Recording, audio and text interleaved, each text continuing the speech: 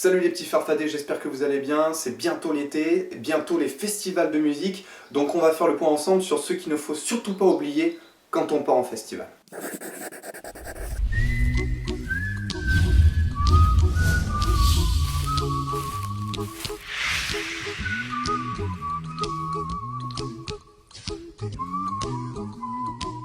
Ok, c'est parti. La plupart des gros festivals se passent sur plusieurs jours. Donc à moins que tu sois fan de dormir à la belle étoile, je te conseille d'avoir une tente pour dormir, pour juste voilà, pour te reposer. Parce que quand tu auras tapé du pied pendant 18 heures, crois-moi, tu chercheras un endroit où dormir. Pour le choix de la tente, préférez une tente qui ne prend pas beaucoup de place. Voilà, qui se monte très vite parce qu'en festival, t'as pas de temps à perdre. Pour la couleur, évitez les tons foncés qui auront tendance à absorber plus vite la chaleur.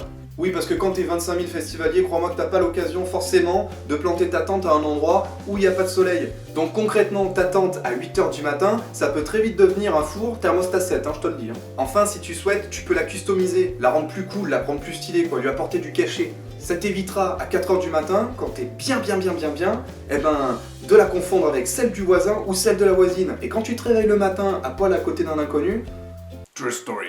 Bon, pour tout ce qui est literie, moi je vous préconise le sleeping bed, c'est-à-dire que concrètement là-dedans il y a tout. Il y a l'oreiller, la couette, le drap, le matelas, tout est compris dedans. Donc du coup concrètement c'est le must. Et c'est pas parce qu'on est en festoche qu'on doit pas avoir notre petit confort. On est à la route, tranquille. Mais voilà, il faut un bon petit matelas, il faut qu'on dorme bien. Oh, on a 5 jours à tenir. La petite lampe Quechua, ça c'est vraiment important ça aussi. C'est-à-dire que quand il commence à faire un petit peu sombre et que tu vois plus trop ce qui se passe autour de ton campement, tac, tu l'attaches à ta tonnelle, là t'as un petit truc. Ça te permet d'avoir une source de lumière, tu peux continuer de discuter, tu prends l'apéro tranquillement, ou même dans ta tente, ça te permet d'avoir une petite lumière, quand le soir, voilà, tu rentres, tu sais plus trop où t'es, bah tac, t'as ta petite lumière.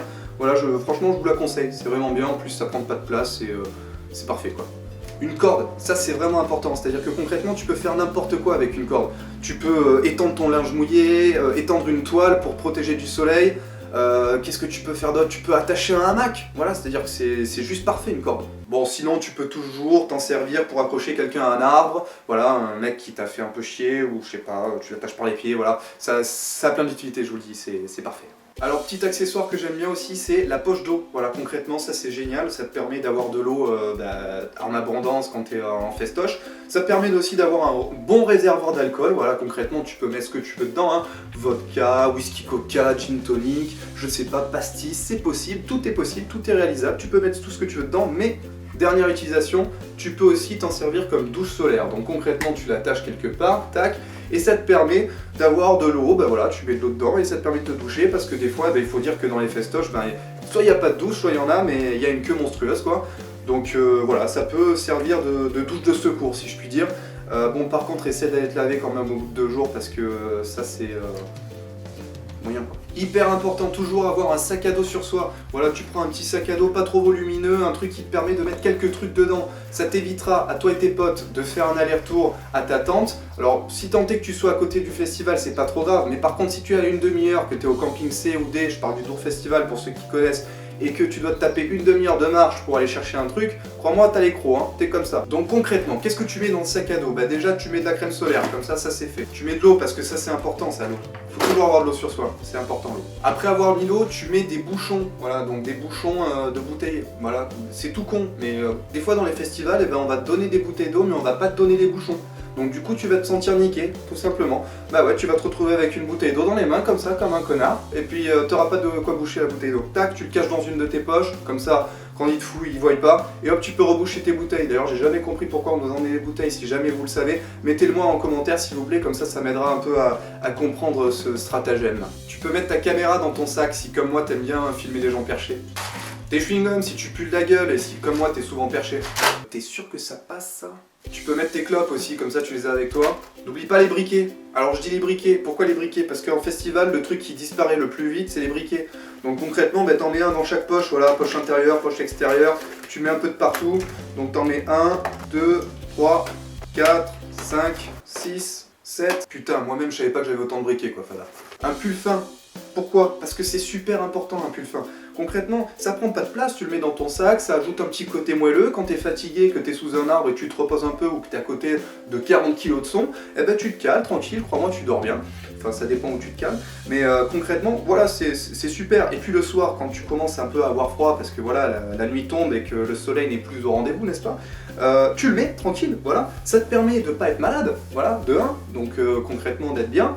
Et puis ça te permet de pouvoir marcher jusqu'à une autre scène quand justement t'as arrêté de danser et que tu commences un peu à te refroidir. Oui, c'est un mec fragile, il prend un pull, nanana. Oui, bah crois-moi que t'es bien content d'avoir ton pull quand il commence à faire 10 degrés et que tu commences à avoir le nez qui coule et une bonne pneumonie, et ben je te souhaite bien du courage pour aller danser. Alors moi ce que je fais, c'est que je prends un rechange par jour de festival. C'est super important parce qu'on est très vite pourri en festival. J'ai rarement vu des gens qui étaient là genre ouais je suis clean, c'est bon t'inquiète. Privilégier la couleur. Un festival c'est un peu la fashion week, printemps-été, des farfadets bordel, faites un effort quoi. On est dans une ambiance de fête quoi, faut que ça pète, faut qu'il y ait des couleurs de partout. Donc concrètement, ton t-shirt noir tu le fous à la poubelle. T'oublies pas de sortir tes t-shirts avec les plus beaux motifs et les plus belles couleurs que t'as jamais vues de ta vie. Et Christian Cordula, bah, tu la mets dans son placard et tu l'enfermes à double tour, hein, tu m'as compris. Si tu veux aller plus loin et que t'es vraiment un gros barjot et que t'as envie de te démarquer un peu des autres, et ben tu t'achètes un costume original. On voit souvent des gens avec des costumes d'animaux, de licornes, de personnages de jeux vidéo. Et ben moi j'ai choisi le costume de Crash Test. Voilà. Quoi, j'aime bien le jaune et le lycra. Pas un problème avec quelqu'un ? D'ailleurs, n'hésitez pas à me dire dans les commentaires si vous aimez vous déguiser vous aussi en festival et si vous avez un déguisement de prédilection. Vous pouvez aussi m'envoyer vos photos sur la page du guide du Farfadet Voyageur sur Facebook. Comme ça, au moins, je les publierai sur ma page et on pourra justement partager nos expériences, si je puis dire, de costumes. Il faut savoir que pour certaines personnes, aller en festival de musique, ça va être une sorte d'exutoire, une sorte de moyen de fuir le stress quotidien. Donc concrètement, à ces gens-là, j'ai envie de leur dire, juste profitez, mettez un costume de pingouin et allez kiffer, bordel. À cela, tu peux ajouter un dernier petit accessoire qui, en plus de te protéger du soleil, permettra peut-être à des gens de triper complètement. C'est très important, petit farfadet, de donner du plaisir quand on le peut. Ce tuto festival est maintenant terminé. Si ça vous a plu, n'hésitez pas à partager cette vidéo sur les réseaux sociaux, à mettre un petit pouce bleu en bas de la vidéo et à vous abonner à ma chaîne. Si jamais tu me croises en festival et que l'envie te prend de venir me faire un câlin, il n'y a pas de souci, ça fait toujours plaisir. Et puis même que je te filerai peut-être un briquet, qui sait, j'en ai plein dans mon sac là. Et n'oubliez pas, mes petits farfadets, on n'a jamais fini de farfader. Jamais.